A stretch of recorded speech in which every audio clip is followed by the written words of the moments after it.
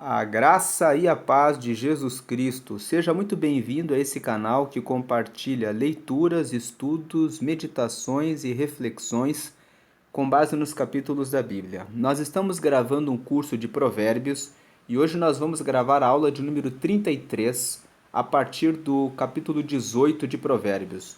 O versículo 1 diz: Busca seu próprio desejo aquele que se separa.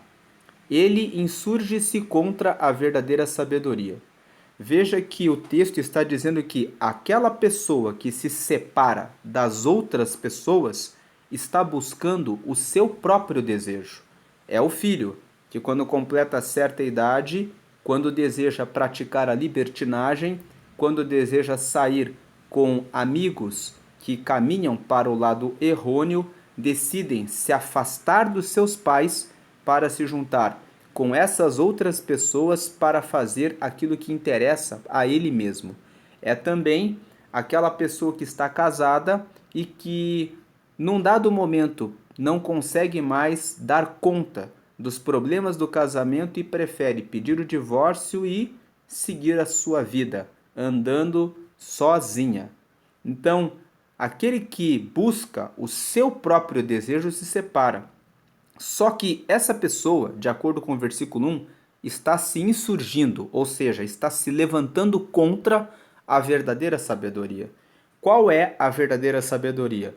Deus viu que o homem estava só, e o próprio Deus disse: Não é bom que o homem esteja só. E por essa razão, Deus criou a mulher, para que o homem tivesse alguém com quem andar.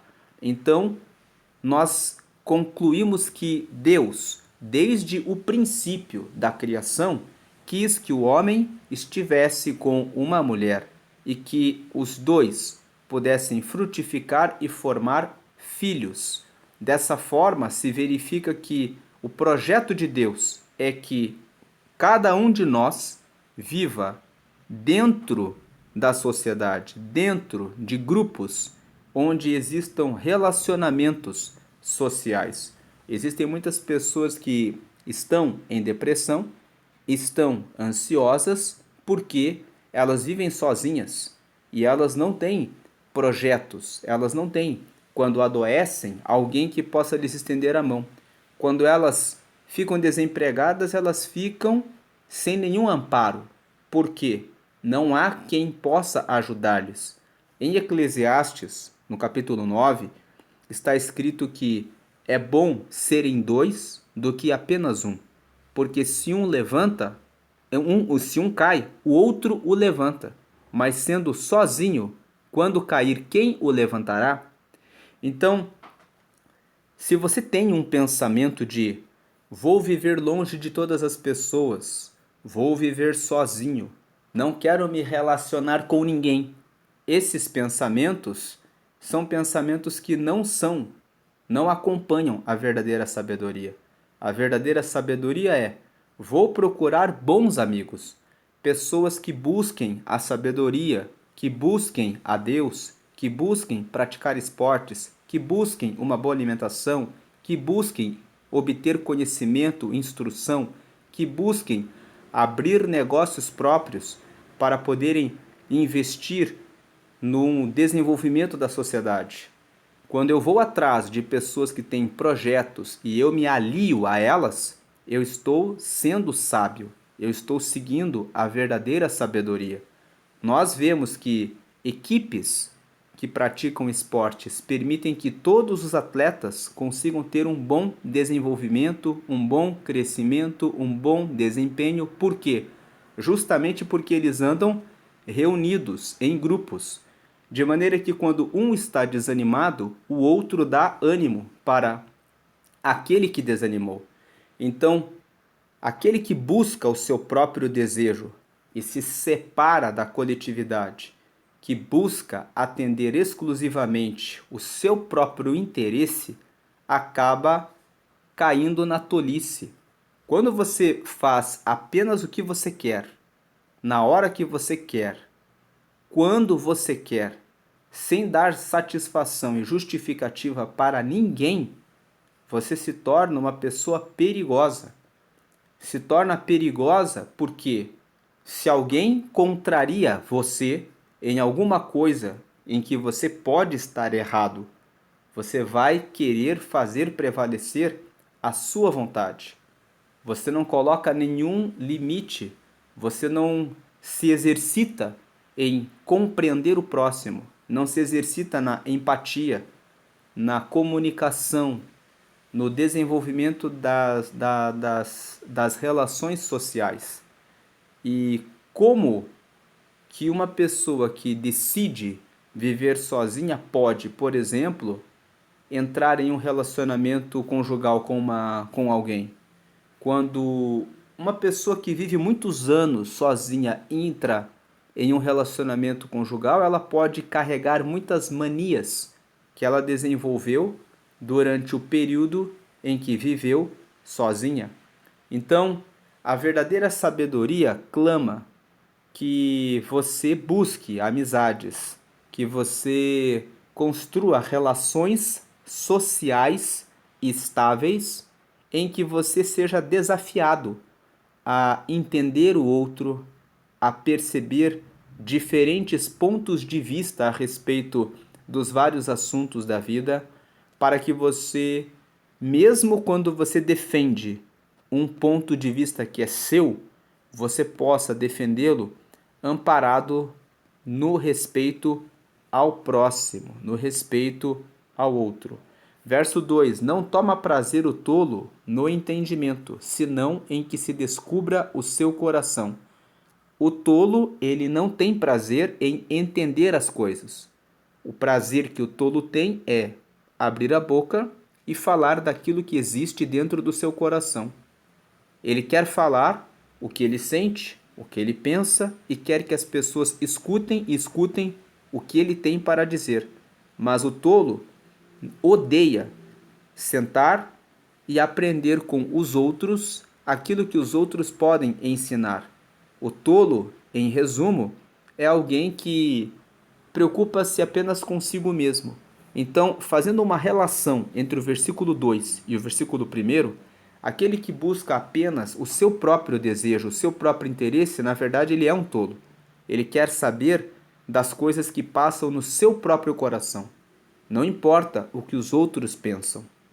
Verso 3: Vindo o ímpio, vem também o desprezo, e com a ignomínia, a vergonha. Ignomínia significa desonra. Então, quando o ímpio aparece no nosso caminho, também vem o desprezo. Por quê? O ímpio é aquele que pratica o caminho da impiedade. É aquele que não tem piedade de ninguém. O ímpio é aquele que carrega consigo sempre o desejo de praticar o mal. Então, quando você se depara com um ímpio no seu caminho, ele carrega o desprezo pelas outras pessoas. O ímpio é aquela pessoa que cruza o seu caminho e desdenha de tudo aquilo que você faz. Ele despreza o seu trabalho, despreza o que você faz, diz que aquilo que você está fazendo não presta. E com a desonra, ele vem carregando a desonra. Com a desonra, ele vem para trazer a vergonha, para envergonhar você, para diminuir você. Então, por que o versículo 3 está aqui? Para dizer a você, para prestar atenção, para dizer para nós: prestem atenção nas pessoas que você permite que cruzem o seu caminho.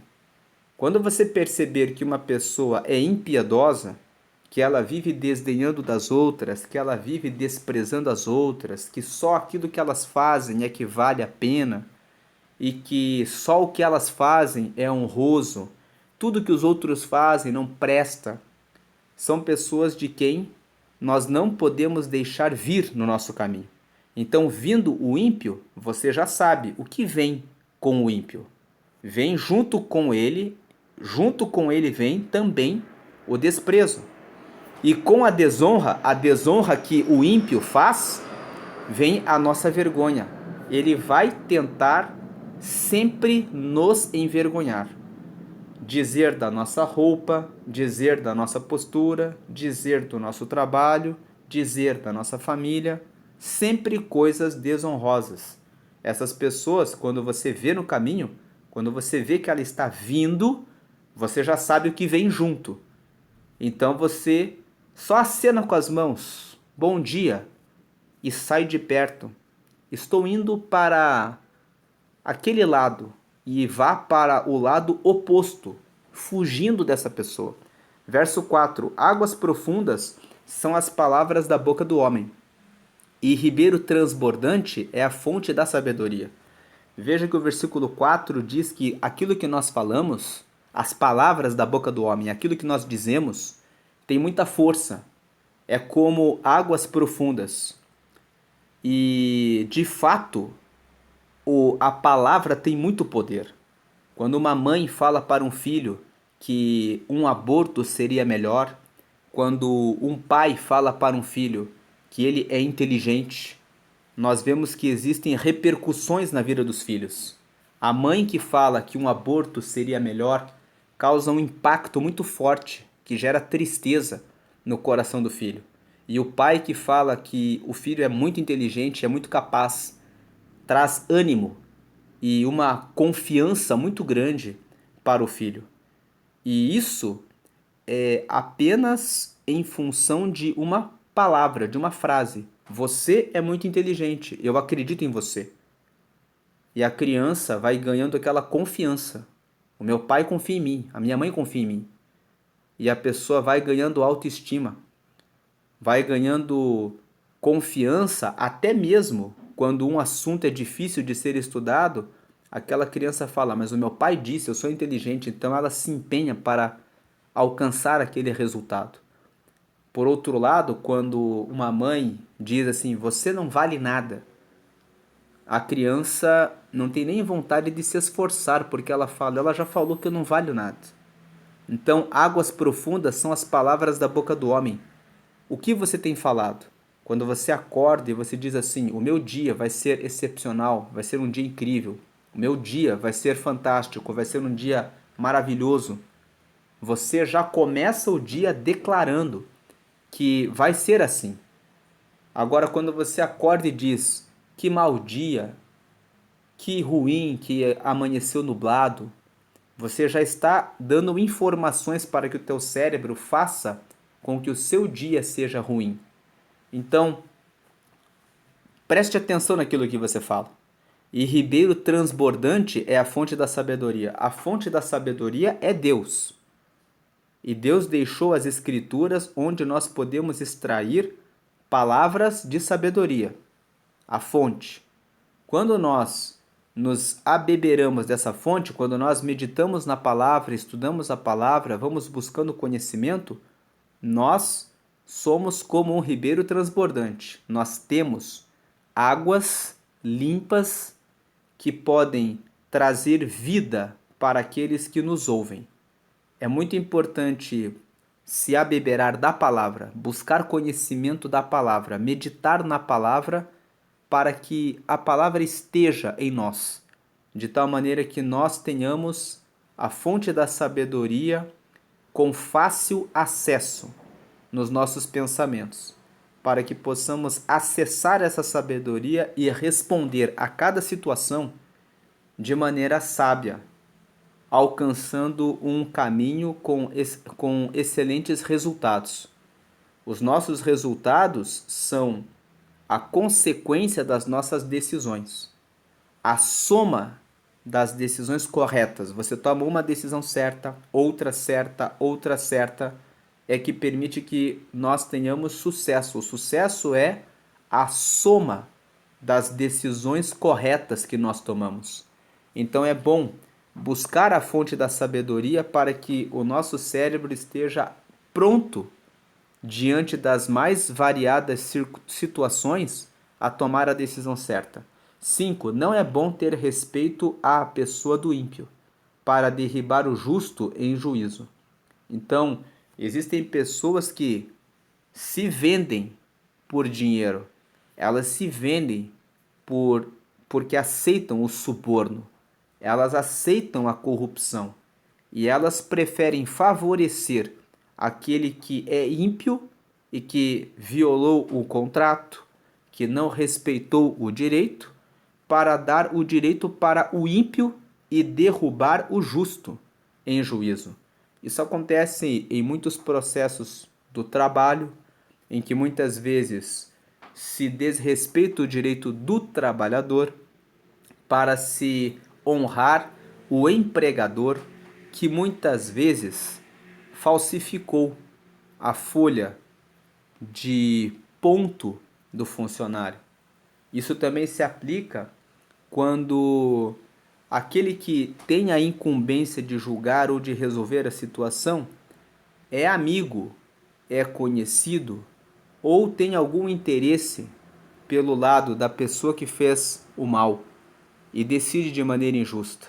Não é bom ter respeito à pessoa do ímpio para derrubar o justo em juízo, porque aquelas pessoas que fazem isso também recebem as consequências na sua própria vida em razão do juízo de Deus. Em Gálatas 6:7 está escrito que não erreis, Deus não se deixa escarnecer, ou seja, não se deixa zombar, porque tudo quanto o homem semear, isso também ceifará. Nós temos liberdade para fazer a nossa semeadura, mas nós não temos essa liberdade quanto à colheita. Certamente que a vida orquestrada por Deus fará com que cada decisão injusta seja cobrada no tempo devido. Verso 6: os lábios do tolo entram na contenda, e a sua boca brada por açoites.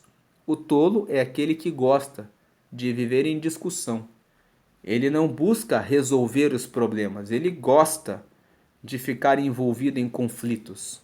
E quanto mais ele entra em conflitos, o que ele quer é ser açoitado. O que ele quer é entrar em guerra, entrar em agressão, entrar em situações em que o corpo físico dele vai ser ferido, vai ser machucado. São aqueles que entram em brigas nas ruas, ficam batendo boca no trânsito. São aqueles que são intolerantes em relação às outras pessoas e ficam criando situações para falar palavras desagradáveis para outras pessoas, sem razão, sem motivo, sem fundamentação. Verso 7: a boca do tolo é a sua própria destruição, e os seus lábios um laço para a sua alma. De fato é isso mesmo, a própria boca do tolo o destrói. Quando ele abre a boca e começa a falar das suas palavras de maldição, das suas palavras de contenda, ele cria situações desagradáveis. E veja que o 7: e os seus lábios um laço para a sua alma. Dependendo daquilo que o tolo fala, a outra pessoa pode ter uma arma, pode estar ali com ódio e pode ceifar a vida do tolo, dependendo daquilo que o tolo disser, na hora em que disser. É necessário ser sábio, fuja das contendas, nunca discuta sem razão nenhuma com outras pessoas. Se você tem um certo direito, argumente com a pessoa num tom de educação, que você tem o direito, que o que a pessoa está fazendo com você é algo injusto. E se a pessoa insistir, preste atenção se a pessoa não está se alterando, porque a pessoa pode lhe machucar. Uma pessoa desequilibrada pode causar destruição, pode armar um laço de morte para a sua vida. Verso 8: as palavras do linguareiro é o fofoqueiro, são como doces bocados, e elas descem ao íntimo do ventre. Então veja, as fofocas são doces bocados, elas descem até o íntimo do ventre. A fofoca, quando é contada, ela satisfaz as pessoas que ficam escutando fofocas. As pessoas que amam falar a respeito da vida dos outros, fofocando a respeito da vida dos outros, se alimentam das fofocas como se fosse um doce, como se fosse o doce mais saboroso naquele dia. E aquelas fofocas, como diz o texto, descem até o íntimo do ventre.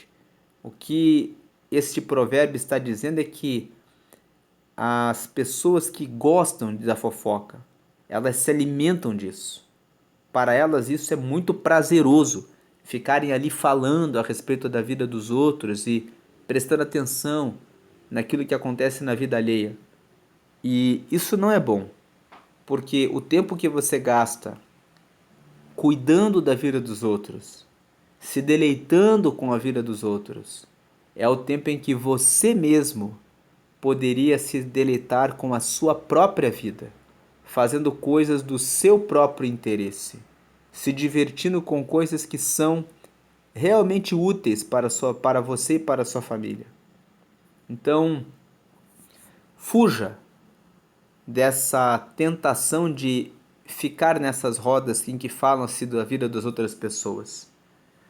Versículo 9: Também o negligente na sua obra é irmão do desperdiçador. Então, aquele que faz a sua obra com negligência desperdiça tempo, porque faz as coisas e elas não ficam perfeitas. A pessoa entrega um produto e logo vem a reclamação, porque o produto foi entregue com imperfeição por causa de negligência. O negligente na sua obra é irmão do desperdiçador. Ele está desperdiçando tempo, está desperdiçando o combustível que foi usado para fazer entrega, que vai ter que fazer uma nova entrega com o produto melhorado. Então, o versículo 9 está dizendo: seja prudente em toda obra que vier nas tuas mãos. Faça a administração do seu tempo, faça a administração do seu dinheiro, para que você prospere, para que você não seja uma pessoa que desperdiça recurso, que desperdiça tempo, que joga fora a sua vida, porque tempo e recurso são fruto do seu esforço, são a sua própria vida. Verso 10: Torre forte é o nome do Senhor, para ela correrá o justo e estará em alto retiro. Então, o justo é aquele que sabe que Deus é poderoso. Então, o justo, quando está em aperto, ele se volta para Deus. E Deus, de fato, é uma torre forte.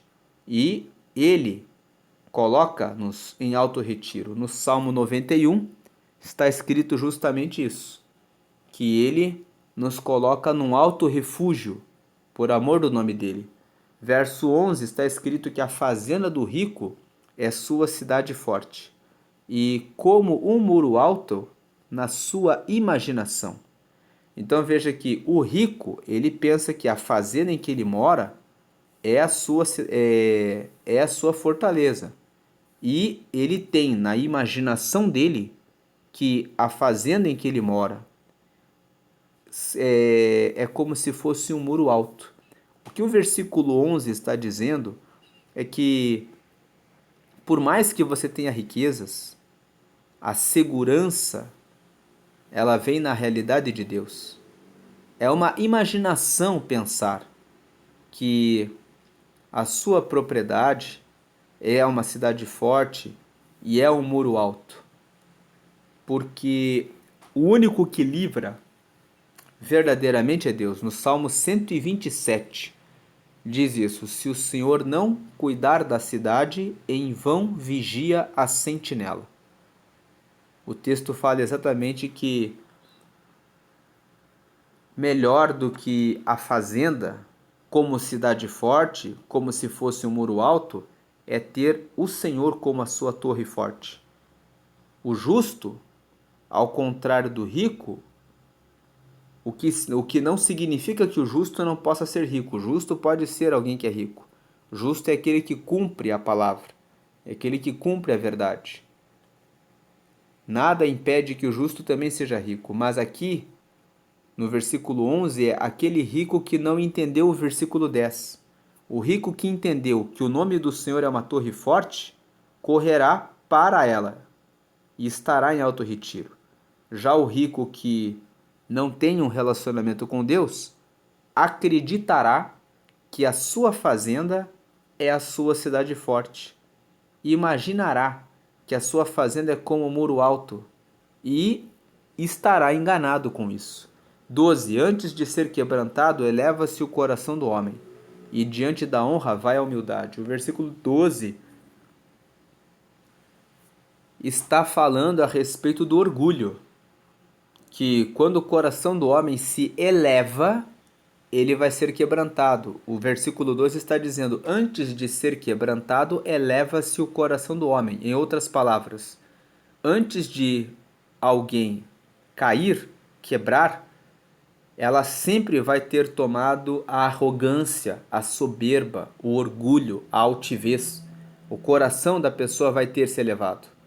E diante da honra vai a humildade. Agora, aquele que é humilde, presta sempre atenção naquilo que está acontecendo à sua volta, estuda o que está acontecendo no seu negócio, cuida do seu cônjuge prestando atenção no que acontece dentro do seu relacionamento, presta atenção em relação ao que está acontecendo com seus filhos, quando o filho aparece com algum machucado ou quando ele fala alguma coisa que não estava na história da família, você percebe que tem alguém exercendo influência no seu filho. Então, aquele que é humilde, ele sabe que tem que prestar atenção na vida todos os dias. E por ele fazer isso, ficar nessa humildade, ele acaba resolvendo todas as situações que aparecem com sabedoria. Então, ele recebe a honra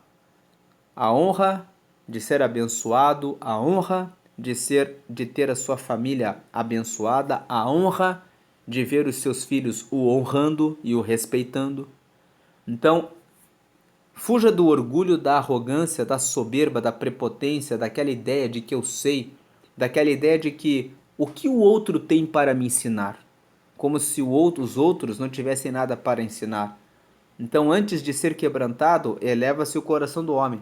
Ou seja, antes de qualquer pessoa quebrar, se você prestar atenção, você vai perceber que a pessoa, antes de ter quebrado, ela agiu com arrogância. Antes de uma pessoa quebrar uma empresa, ela disse, eu sei fazer tudo, então eu vou pegar o meu acerto, eu vou montar um negócio e vai dar certo. E você pergunta para a pessoa, você já estudou o negócio? Ah, eu não estudei, mas eu sei que é só abrir e vender. E aí a pessoa quebra, porque foi orgulhosa.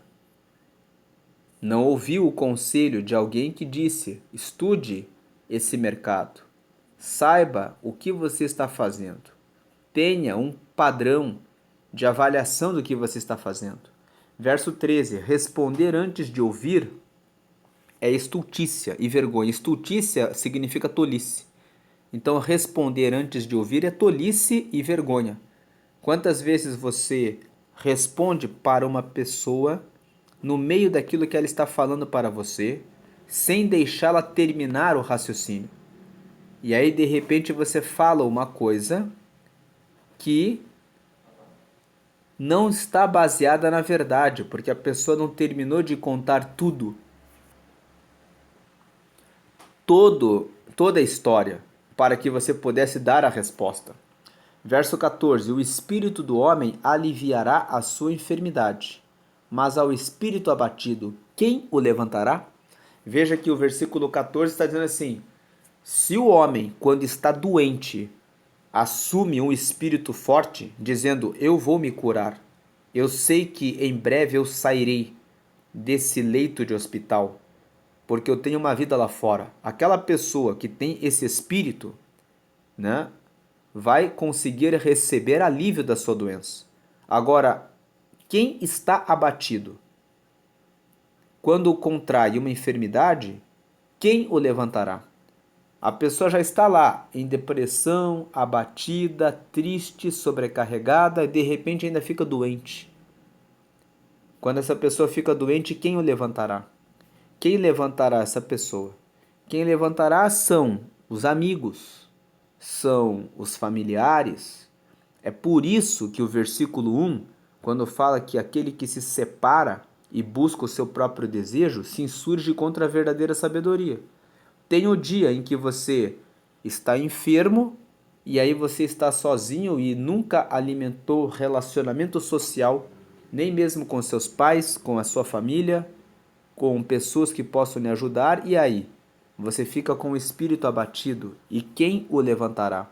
Na hora em que você tem amigos, os teus amigos podem te levantar. Como disse Eclesiastes 9, é melhor que seja dois do que um só, porque se um cair, o outro o levanta. Mas sendo apenas um, quem o levantará no dia da angústia? Então, o espírito do homem aliviará a sua enfermidade. Se você está em situação de enfermidade, é necessário que você tenha um espírito forte, que você diga: eu vou ser curado, eu vou sair desse hospital. Versículo 15. O coração do sábio adquire o conhecimento, e o ouvido dos sábios busca a ciência. Então veja, o coração do sábio, ele busca conhecer as coisas, ele quer saber mais das coisas. E o ouvido dos sábios busca a ciência. Então, o sábio, ele busca no coração adquirir o conhecimento e ele busca sentar-se em palestras, eventos, imersões para poder ouvir palavras que tragam ciência. 16. O presente do homem alarga-lhe o caminho e leva-o à presença dos grandes. Se você quer ter acesso às pessoas grandes, compre alguns presentes, entregue para as pessoas que estão no meio do caminho como intermediários e vá acessando as pessoas, construindo relacionamentos de amizade até você chegar àqueles que você deseja acessar.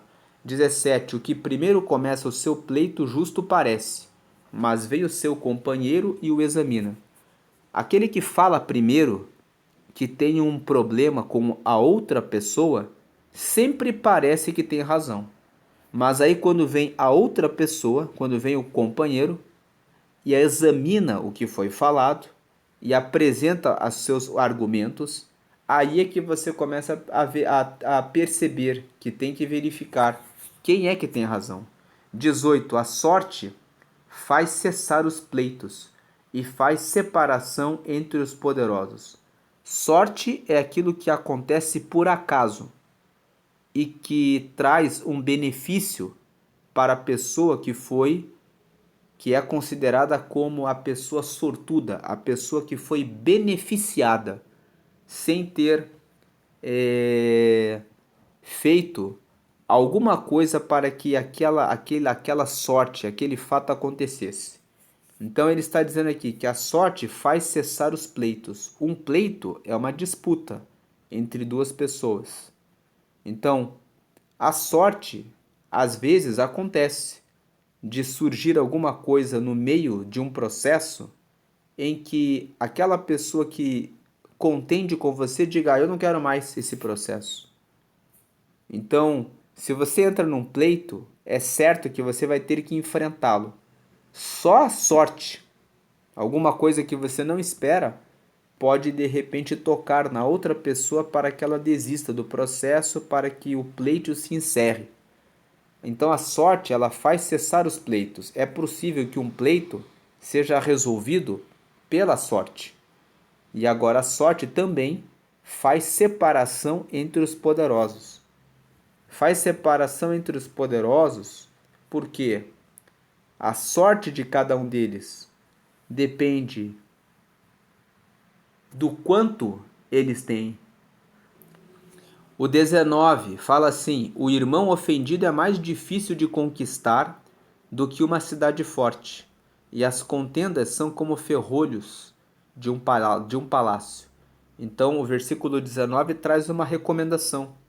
Nós estávamos falando aqui de tomar cuidado com aquilo que a sua boca fala, porque as palavras são águas profundas.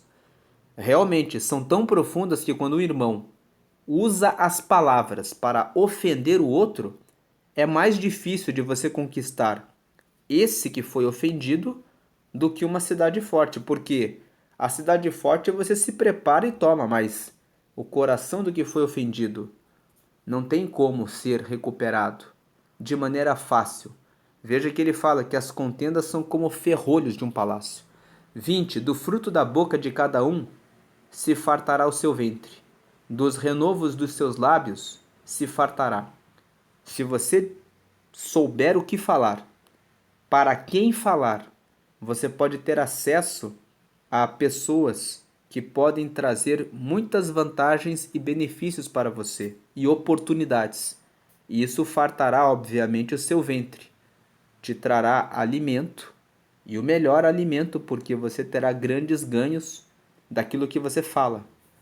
Então, dos renovos dos seus lábios se fartará. 21. A morte e a vida estão no poder da língua, e aquele que a ama comerá do seu fruto. Veja, mais um versículo que fala: a sua morte e a sua vida dependem daquilo que você fala. Aquilo que você fala tem um grande poder. Quando fala de morte, se você fala uma palavra negativa para os seus pais, para o seu cônjuge, para os seus filhos, para os seus irmãos, você está matando a pessoa. Mas quando você traz uma boa palavra, você está trazendo vida para essas pessoas. É importante que você fale boas palavras para as pessoas que estão à sua volta, para que as pessoas estejam bem, porque elas estando bem, elas vão transmitir o bem para você. E todos estando bem, haverá um bom ambiente, um ambiente de riqueza, um ambiente de crescimento, um ambiente de prosperidade. Verso 22, o que acha uma mulher, acha uma coisa boa e alcançou a benevolência do Senhor. O versículo 22 fala justamente da dificuldade que é de você encontrar uma boa pessoa para você se casar. O texto fala, o que acha uma mulher, acha uma coisa boa e alcançou a benevolência do Senhor, mas ele pode ser lido também para você que é mulher como o que acha um bom homem, acha uma coisa boa e alcançou a benevolência do Senhor. É um texto que, na verdade, fala a respeito do relacionamento conjugal. Aquele que encontra uma boa pessoa para ter um relacionamento conjugal, o homem que encontra uma boa mulher, a mulher que encontra um bom homem, achou uma coisa boa. Por quê? Quando você encontra um bom cônjuge, uma boa pessoa para você se relacionar, você sabe que você vai ter ali um ambiente de paz, de alegria, um bom ambiente, e alcançou a benevolência do Senhor. Agora, talvez você lendo esse texto pergunte: como eu encontro uma boa mulher? Leia Provérbios, capítulo 31. Ali existem vários indicativos de virtudes que uma mulher deve ter para que ela possa ser uma esposa. O texto do capítulo 31 de Provérbios foi escrito pelo rei Lemuel, contando o que a mãe dele ensinou ele para escolher uma mulher. E você, que é mulher, está procurando um homem, procure um homem que seja um homem de Deus. Alguém que se preocupe em conhecer a sabedoria, em conhecer Deus e, acima de tudo, em praticar aquilo que Deus ensina na sua palavra. Você que já é casado e está passando por problemas no seu relacionamento, pode conversar juntamente com a sua esposa, meditar juntos em Provérbios 31, conversar de maneira aberta. Olha, eu gostaria que você desenvolvesse isso, como está escrito aqui na palavra. Você que é mulher pode meditar em Provérbios e dizer ao seu esposo: olha, eu gostaria que você melhorasse nisso e nisso, justamente o que está escrito aqui na palavra. E amando ao Senhor, os dois, vocês vão estar bem pertos um do outro. Se cada um de vocês, o homem e a mulher, estiverem bem pertinho de Deus, vocês vão estar bem pertinho um do outro. Mas se a mulher estiver bem longe de Deus e o homem estiver bem longe de Deus, a distância que vocês vão ter um do outro também será grande.